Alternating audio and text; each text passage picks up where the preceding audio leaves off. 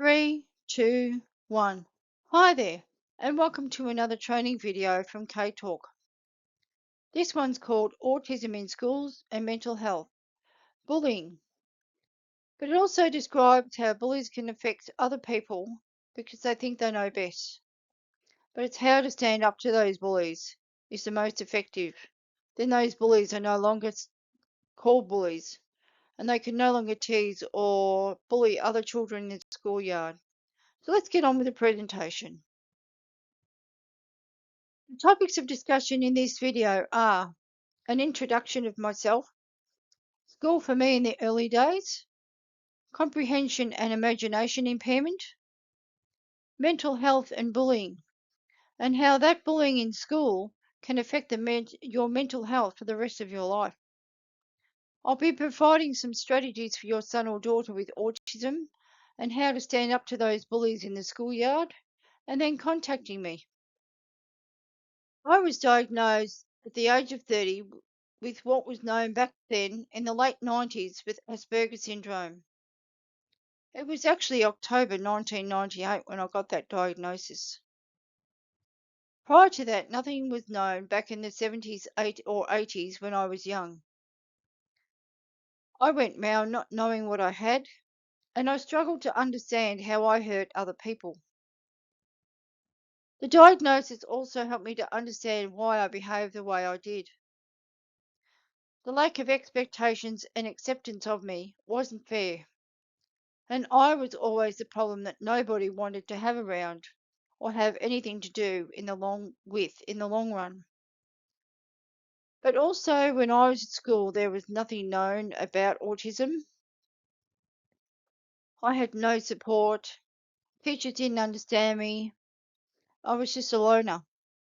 But there's more to that story on my YouTube channel called Autism in Chains.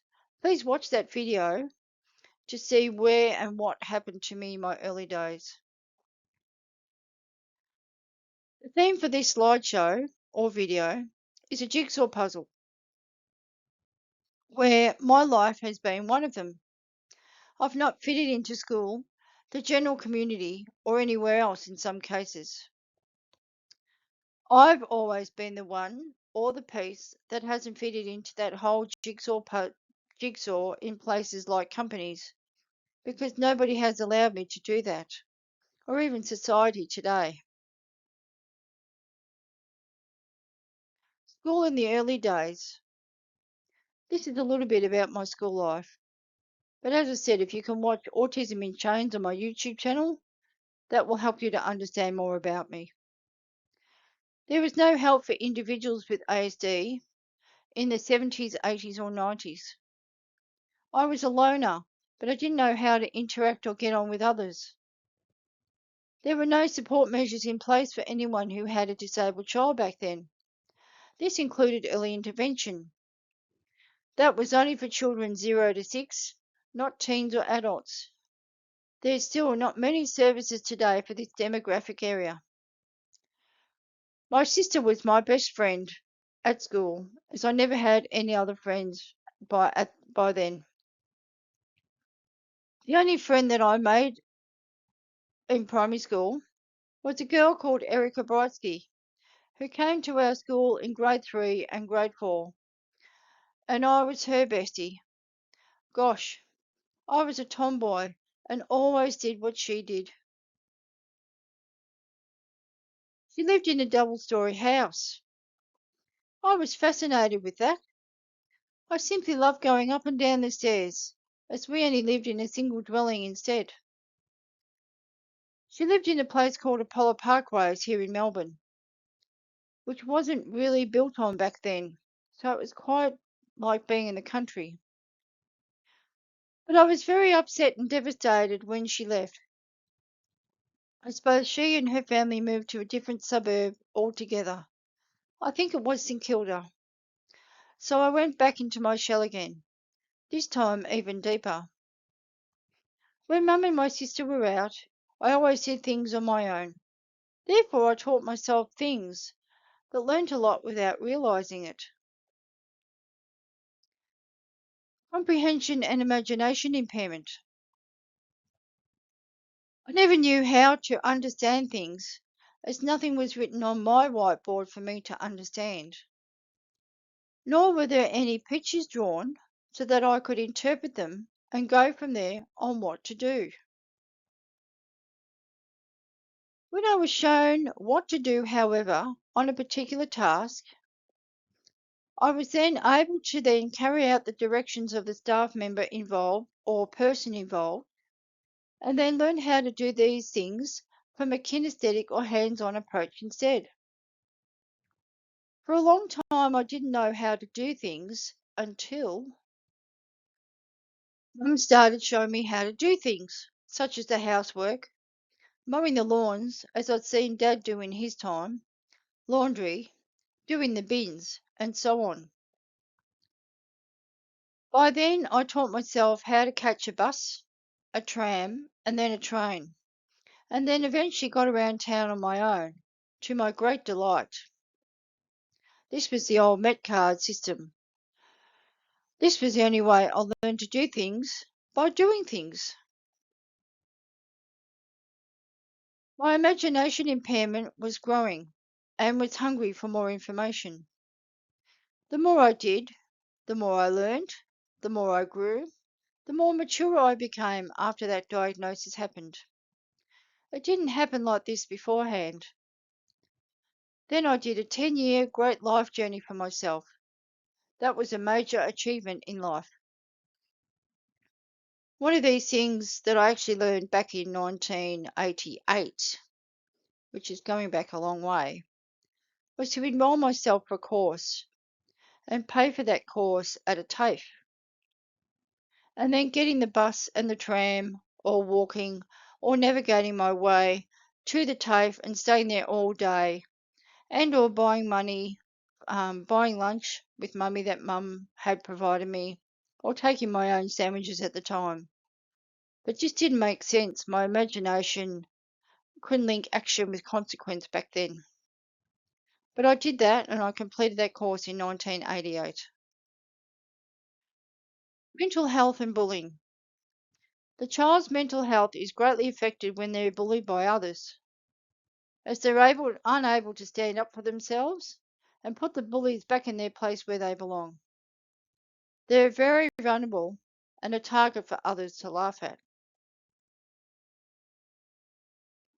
They've not been taught to be strong and resilient by their parents or carers. In the end, they end up suffering mental health issues for the rest of their lives because of this torment they've suffered from others. Your child's mental health can be affected by the way their autism stops them from doing things. It can also affect and have a profound way. It can also have a profound effect the way they behave, socialize, and communicate to others. They may speak from a baby's perspective like I did when I was younger, or they look odd. Autism can greatly affect your mental health in many ways, and this is exactly how I felt in my own life at times. It can stop you having relationships with people, being limited on your interests, or having major obsessions that you just want to talk about that with others. It can also not allow you to lead a full life, potentially in some cases. Training your son or daughter with autism or ASD, independent life skills, is the only way forward for them to live their own lives, sometimes with help and support from that community or agencies that provide that service to them in their adult life. One person in particular from school basically killed me from school to adult life, from continuous harassment to consistently pestering me in life wherever she could, in the suburb that I used to live in. Whether it was driving round and round on a roundabout, with her mother in the front seat of her car, whenever I'd appear in my car waiting for her to exit the roundabout, or just coming to stare at my place where I used to live, or even follow me when I was down at the local shopping centre. She was there laughing at me. One day, I got her back when I was on my way to work on a school crossing at the time. It was as if time stood still for that particular moment, and I put her back in her place where she belonged. Finally, I was liberated, empowered, and impacted by this, that I never thought it would happen that day, or even possible in my own life. See, relief came to me one day in 2022 when her mother put the family home on the market for sale and they moved away from the area. Not only that, when I had also had my house built and finalised in 2023, it was our turn to move away from the area as well. I was completely overjoyed at the prospect of living in another area where I wouldn't see that person anymore. But this is how something in life can affect your mental health overall, and you can't deal with it and move on from it if you don't have the proper skills in place. Here are some strategies for your child, teen, or adult. Teach them how to stand up to bullies if necessary. Open communication. Create a safe space for your child to talk about their experiences without fear of judgment. Listen actively and validate their feelings. Gather information. Ask your child for specific details about the bullying. Who, what, when, where, and how often. This information will be crucial when addressing the school they go to or attend. Document everything, keeping a detailed record of all bullying incidents, including dates, times, locations, individuals involved, and any witnesses. Also, document all communication with the school. Contact the school. Schedule a meeting with your child's teacher and, if necessary, the school principal or counsellor. Share your concerns and the information you've gathered. Inquire about the school's anti-bullying policy and what steps they need to take. Support your child. Emotionally, reassure your child that the bullying is not their fault. Encourage them to engage in activities they enjoy, spending time with supportive friends, and seeking professional help if the bullying is significantly impacting their mental health. Consider professional help. If your child is struggling emotionally or socially due to bullying, a therapist or counsellor can provide coping strategies and support.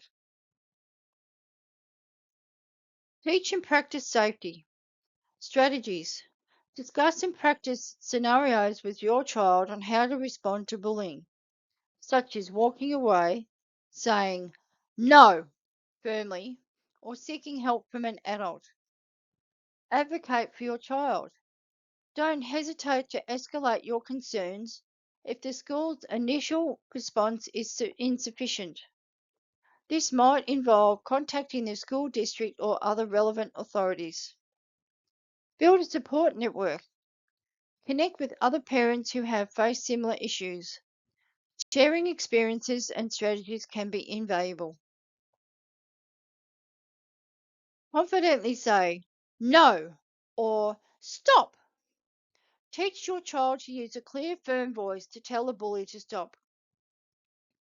Practicing this at home can build confidence and self-esteem. Walk away. Encourage your child to remove themselves from the situation immediately if they feel unsafe or uncomfortable. Ignore the bully. Sometimes a bully is seeking a reaction. Teaching your child to ignore taunts and walk away can remove the bully's power. Use humour.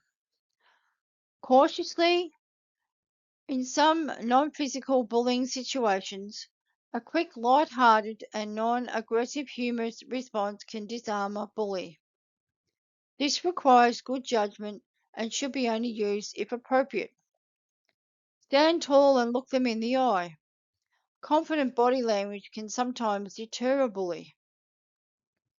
Ask the bully, or tell a child to say the bully, "How would you like it if I was the bully and you were teasing me?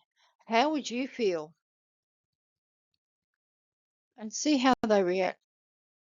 Buddy system. Encourage your child to stick with friends or groups, as bullies are less likely to target children who are not alone. Report to a trusted adult. Emphasize the importance of telling a teacher, parent, or other trusted adult about the bullying. Reassure them that reporting is not tattling, but seeking help. Focus on their strengths and interests. Encourage your child to build their self-esteem through activities enjoy and excel at. This can help them feel more resilient and stronger. Practice assertive communication. Teach your child the difference between aggressive and assertive communication. Assertiveness means expressing their feelings and needs respectively but firmly. Seek support from friends. Encourage your child to lean on supportive friends and to avoid isolating themselves. Don't retaliate physically. Emphasize that fighting back physically can escalate the situation and as a result get your child getting into trouble. So in conclusion, we've learned about what autism does to your life. We've also learned how autism affects your mental health. And we've also learned what you can do as a parent, carer, or teacher to assist your student in the classroom of learning how autism affects your students in the school environment and bullying. A little bit more about me and what I do. K-Talk is an innovational autism training and education agency that provides ASD autism awareness training through the goods and services it has to offer to serve the general community. I also sell online courses as products as well as providing them the opportunity to run them for you and your business company or organization. I became self-employed in 2007 as I wanted to not only make an impact to the community, but I was never given the chance to be employed simply because I had no experience on my resume for potential job opportunities or applications that I went for. Here are my contact details. And if you need anything or you'd like to watch some other videos or purchase some other courses or contacting me, please do so via these details. And that's the end of this presentation. Thanks for watching. If you'd like any more information, please like or hit the subscribe button on my YouTube channel. And I look forward to seeing you in the next one. Bye for now.